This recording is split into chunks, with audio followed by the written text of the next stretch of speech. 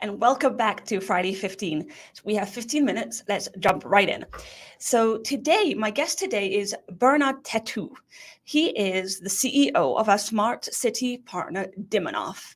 Now, earlier this week, Bernard and I were talking together as we were preparing for this segment, and he's one of those people that is so interesting to talk to. So I know I will really enjoy this segment, and I'm sure you will as well. So let's get right in. So our topic for today is understanding smart cities. So what is it? And can we pinpoint the value of investing in it? What happens if you do a smart city, and what happens if you do nothing? And we'll also understand and talk about why lighting is generally the gateway to a smart city infrastructure. So that's where we're going. And let's bring up Bernard. Welcome, Bernard. Good morning, Dana. Good morning. Okay, so let's first talk about, I'm sorry, I did not mention, so our smart city partner, you are from a company called Dimonoff. Tell us what is unique about Dimonoff. What is Dimonoff? Let's start. What is Dimonoff? Dimonoff is actually now a company that started only in smart lighting IoT applications and has evolved as a literally a design house for products that use telecommunication, smart nodes of doing metering, metrology, all sorts of functions that an MCU, a microcomputer, microcomputer can do, and using telecommunication to carry a ton of data to gateways and then the cloud environment. So Dimonoff, it actually creates the hardware.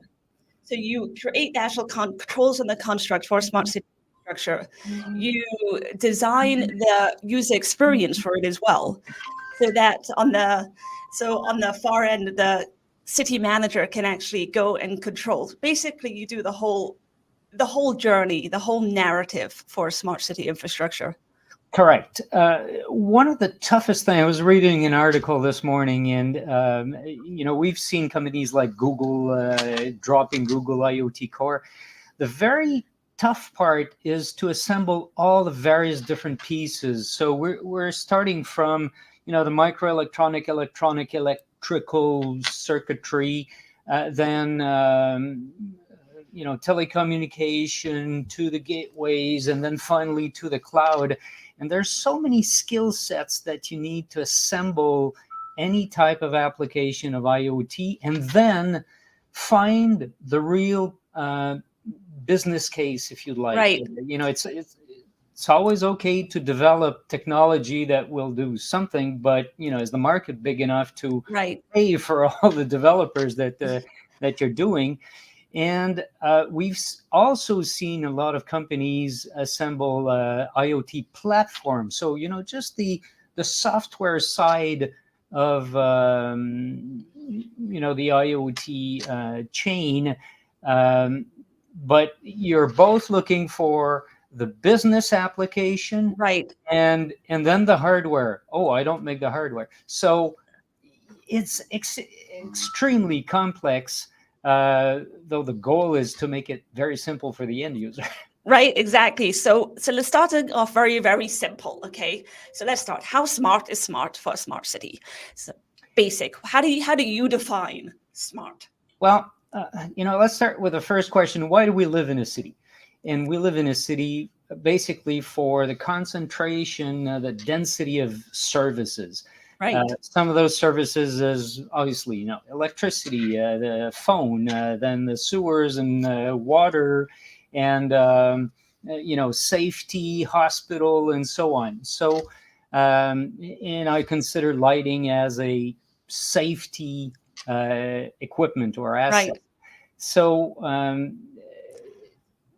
to answer your question, how when does a city become smart? It's when you start synchronizing all those elements that you manage, all those assets, and make it productive, or actually execute on your goal of bringing those services efficiently, rapidly to your end user, who is the citizen. Right, right, exactly. So it's almost as a combination of, the actual like data. Everyone talks about data when it comes to smart cities, but it's more than that. It's the synchronization and the actual outcomes that become that happens when you have all those systems working together. That is correct, and that's why I was talking about the business side of the business side of the software. What renders I should say, how does it make your execution more efficient and more Right, timely? You talk about security, for example. Well, security, sometimes it's a matter of seconds or minutes. The faster you act right, is important. Therefore, the faster you get the information is extremely important. right, right. And the way I was trying to define it when we're talking about it is either you have a bottleneck or you have synchronization. It's almost like it's this or that. You can't really, you know, it's almost It, binary in it's that both. way. It's both, and our goal is to actually help people that do those jobs get the right data in a timely fashion. Um, that's So let that's the tool they're using to right. figure out how to react or how to act or even prevent. So let's give a practical example. Okay, so bottlenecks versus synchronization. So maybe it's as basic as lighting, smart lighting versus not smart lighting. How is one method inefficient and the other Well, I'll give method you efficient? very Or plain and yeah, simple. People yeah, concentrate very often, I would say a little too much, on energy saving. That's one aspect. But in my book, it's from 40 to 45% of the whole saving. The biggest part of the saving is in maintenance, where non-smart or regular photocells will basically first, you cannot dim with photocell. It's on or it's off. right. So you cannot adjust the level of energy consumption. But then when you use a smart controller, Yeah, seconds after there's something wrong with the fixture, right.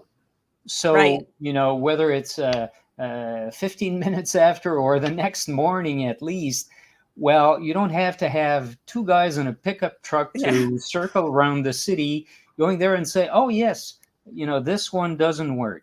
I found one that doesn't work. And then, what's up there? I don't know. So we will send somebody to go up there and figuring out what that fixture is. And then the third time, you take a bucket truck and go fix it. yeah.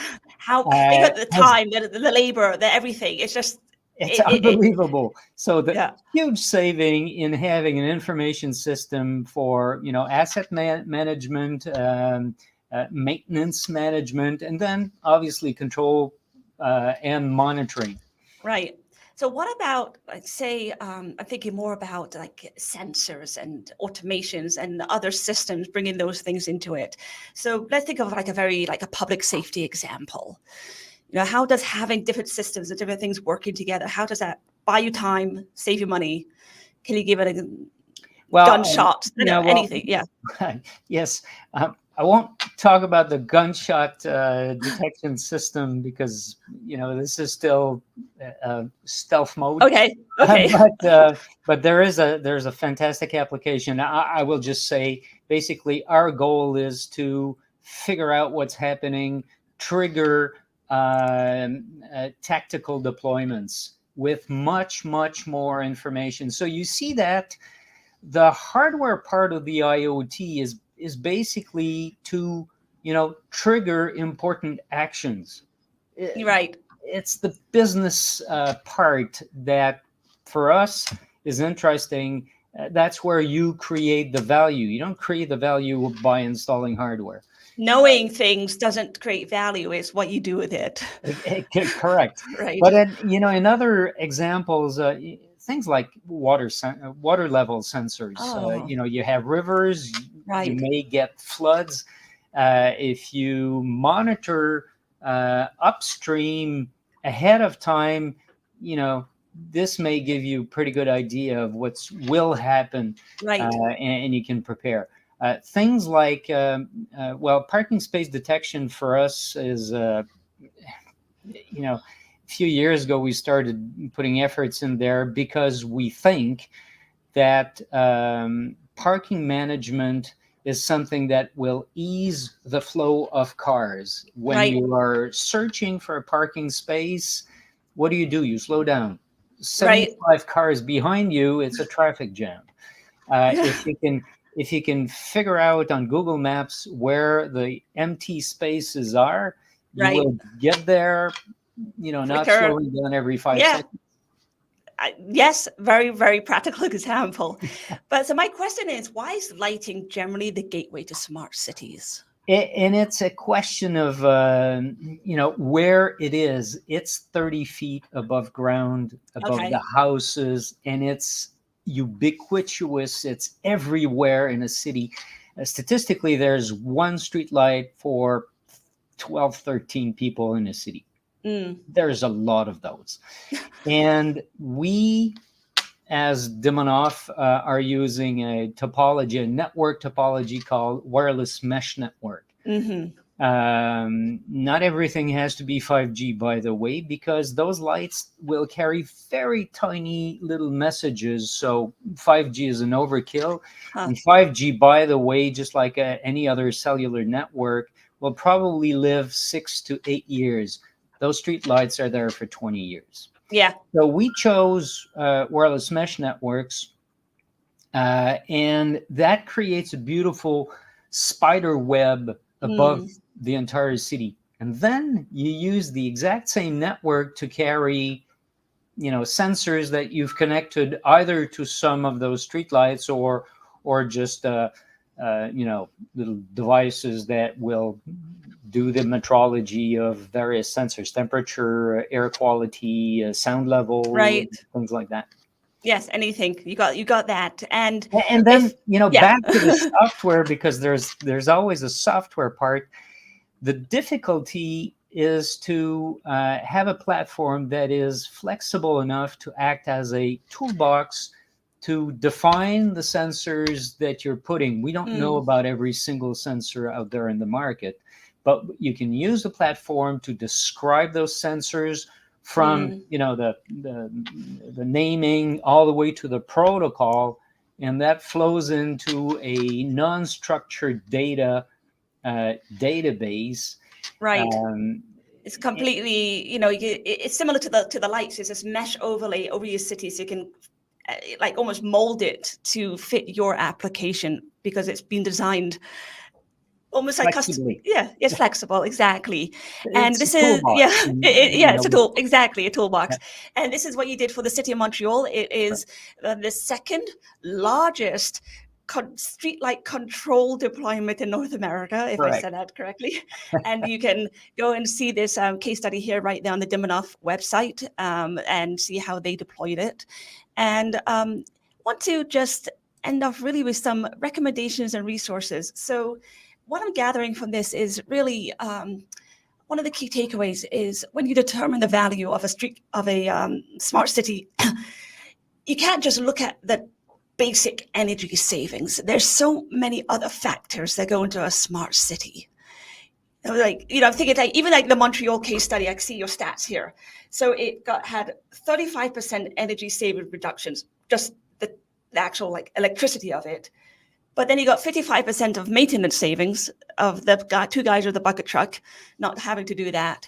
But then you also think about the quality of life and the public safety that comes with having resilient streetlights, and that's savings in that, right? So tell us a little bit about just what's your take-home message? Well, I think I mentioned it, but our goal is basically to bring tools in the shape of IoT to those who actually run the operations of the city, make them more efficient, make them more efficient also in terms of timing. Obviously, save them time and make them productive. So that's our recommendation. Don't think of it as this will steal my job. Right. Funny enough, we're in an era where we have personnel shortage. Yes. we look for people to do the proper thing. So this is a great way actually to improve the productivity, get your people to be, render a better service if it's not more productive. And ultimately, that will bring revenue in for the city, because safe cities, accountable cities are profitable cities. Right.